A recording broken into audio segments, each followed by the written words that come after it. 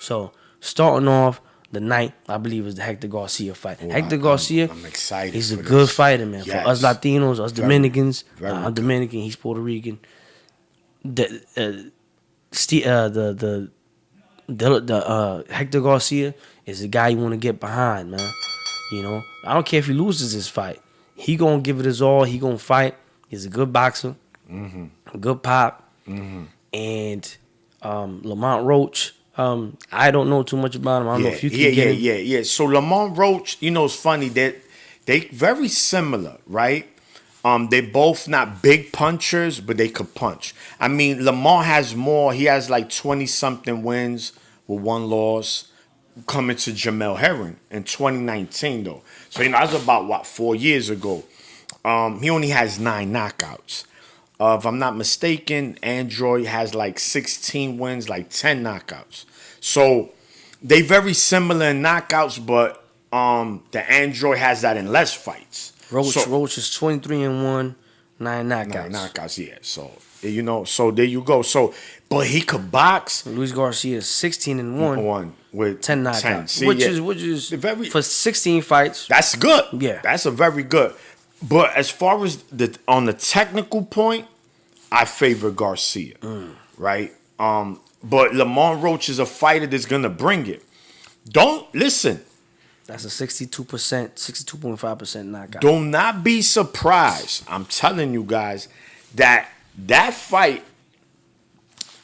is gonna set the tone, and not only I wouldn't say the fight of the night because I think the main event is, but it's gonna be hard to beat. Yeah, Benavidez that main. I know fight. it's not, but I think this fight could win second place because based on their styles, Garcia doesn't. He could box, but he don't shy away from contact. He's not afraid to get in there and bang. He boxes in the way we want people to box, not running away all night. He a southpaw. He's gonna box. He can box in the pocket. Yes. While exchanging. Yes. A la Meldrick Taylor, a la Pernell Whitaker. Not on the level of those guys, but to just telling you the comparison. That's the kind of boxing we want to see. That's boxing. Yeah, man. These are man, I'm looking forward to that fight so much, man. But I expect, and remember, that's also for Garcia's belt, his WBA. Remember, he's a 130-pound champion. Yeah. 130-pound. You talk about fights that you want to see. Man, I'd love to see Hector Luis Garcia versus Navarrete. I would love to see that fight.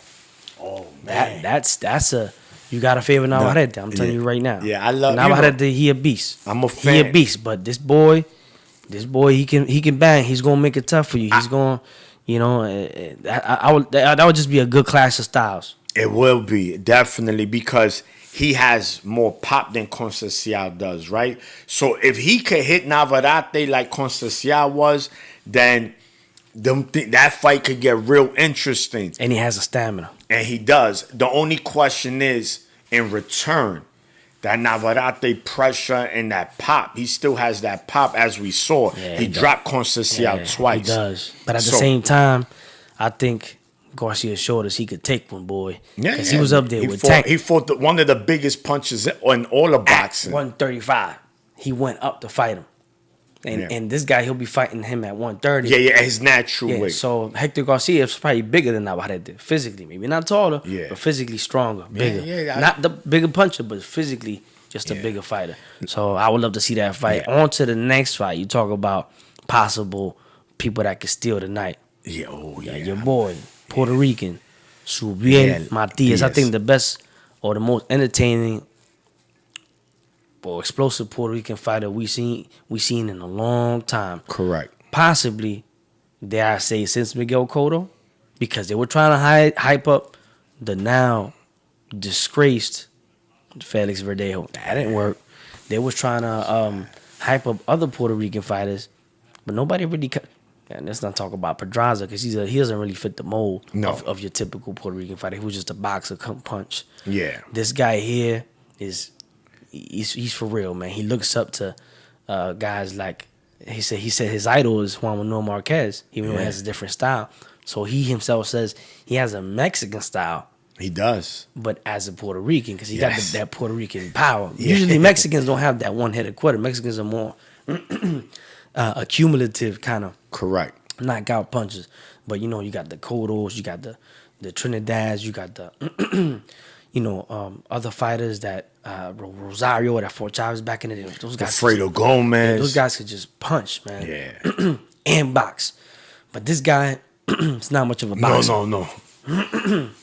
Sorry, he just comes and he pressures you. He's been training in Mexico for almost 2 years. Yeah. In the mountains somewhere, trying to get his wind up. Yeah. So if he does that, and if he gets the Mexican type stamina with his style, anybody's going to have a problem at 140 pounds. Correct. And the guy that he's fighting is 23-0. And let me check his knockout He has ratio, like man. 20-something knockouts, I think. Man. Or close. Oh, my goodness, bro. This guy is 23-0, 20 knockouts. There you go. See? I know. Man, you're talking about an 89%, 86% knockout, 87% knockout ratio. And he's a Uzbek. So I could tell you right now, they tough. he's tough, but I could tell you one thing about the Uzbeks right now that I don't like. Him being an Uzbek, I haven't seen him fight yet, but him being an Uzbek, I can tell you he's probably not a volume puncher. East Europeans, this is East Europe or Central Asia or Asia. This part of the world, they're good Olympic fighters. They're tough. They're strong, but they're not volume punchers. So if he want to be in there and throw, a lot less punches than Subriel Matias, he's going to be in trouble. Yeah. So I think Subriel, Puerto Rican fighter, come forward fighter, he's going to make him fight. Yeah. He's going to make him throw punches. So I think this is going to go down to the wire. And given the records of both of these guys, and given Subriel's record and this guy's record, unless he turns into a boxer overnight, Ergashev, this fight should end before 12 rounds or whatever it is scheduled. It's for his title. It's for his title. Two expect, fights to open up the card. Expect a stoppage there, in my opinion. Now, I want you to break down, if you can, Jose Benavidez Jr.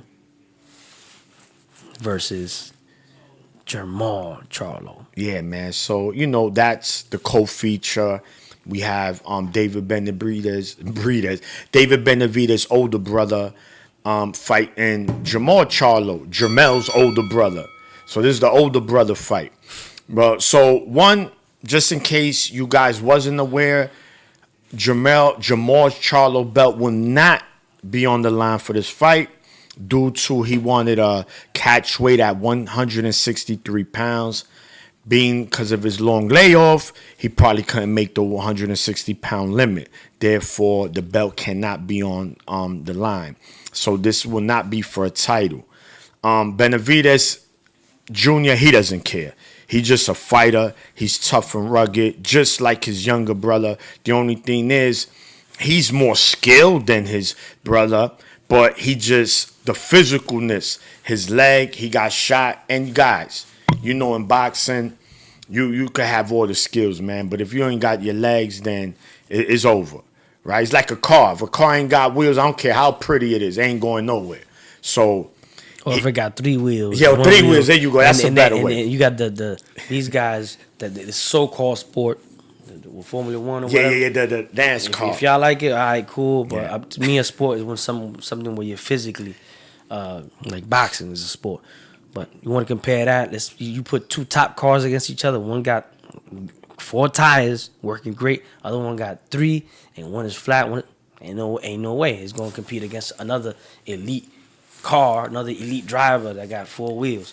So that's the problem with Jose Benavidez Jr. I mean, that was a great analogy right there. And that's Charlo. He's the car with the 4 working wheels, even with the 2-year layoff. The problem is that we don't know if he got a good driver inside right now because he's going through some personal issues. Yeah, unfortunately, man, you never want to see no one go through stuff like that, whether you like them or not. Right. Like, those are things we don't make fun of, bro. Never. You don't do that to people. But to be in this sport, you got to be 100% mentally, not only as far as mental health or illness is concerned, but as far as being mentally present and being focused.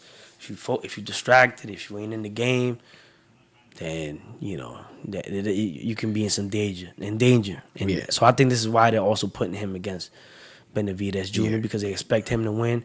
I'll be rooting for Benavidez in this fight. Yeah, I think most people will. I just see, look, the way I see this fight playing out. Rooting for him to win. I'm not saying it's good. I'm picking Charlo to win. Yeah, of course. Because I just mentioned I gave y'all the scenario. 4 good wheels versus 3 wheels. It's just I don't see it. And Charlo's a mover. Yeah, So he could box, he could punch, and he's gonna. I think it'll be. I think it's gonna be. They're gonna both start off kind of slow, but I think it's gonna take Charlo a couple of rounds to heat up. That muscle memory to come back. And I think once we hit about the 5th, 6th, 7th round, I think we're gonna start to see Charlo punish Benavidez due to the lack of mobility. Man, he can't move the way he wants to.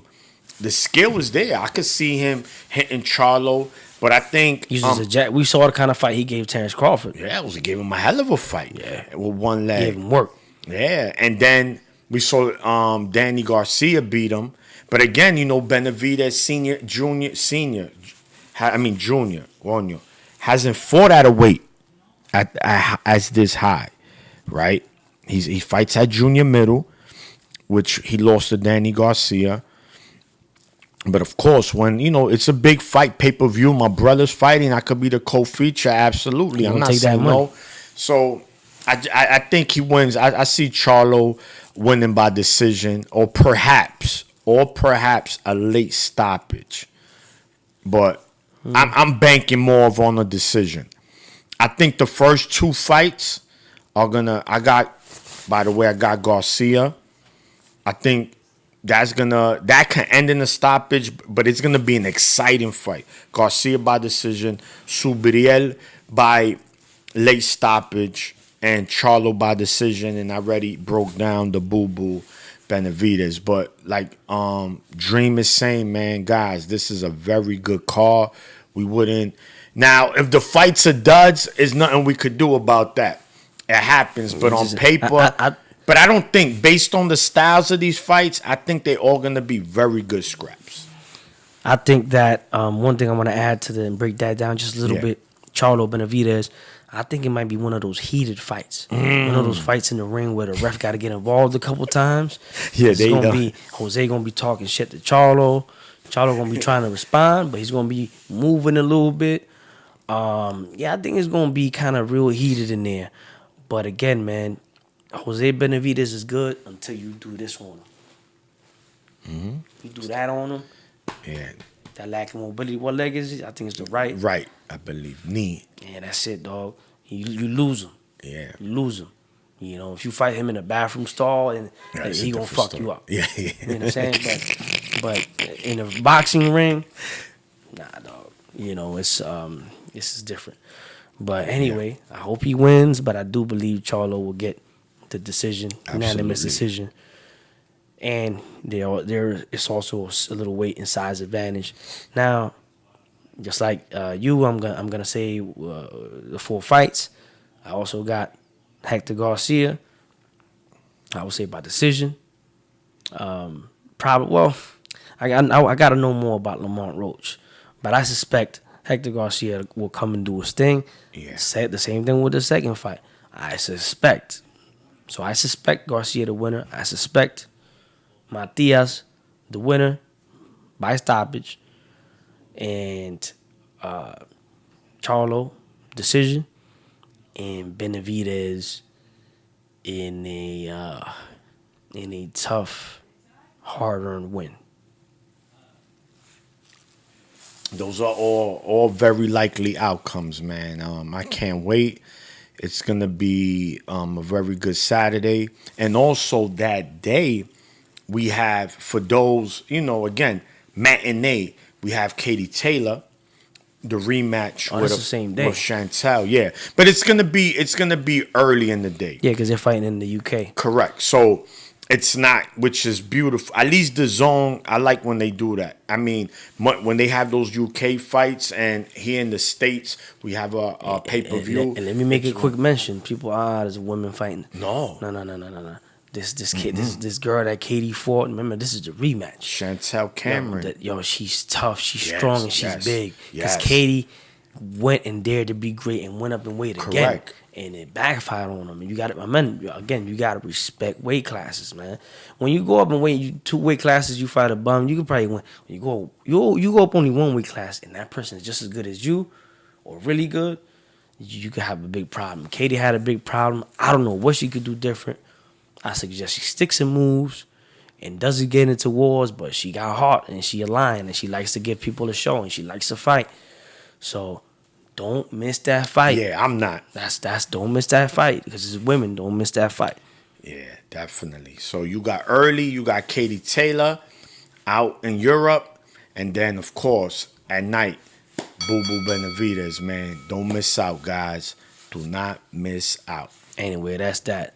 This has been it for this episode of the Boxing Roundtable. You already know. 1.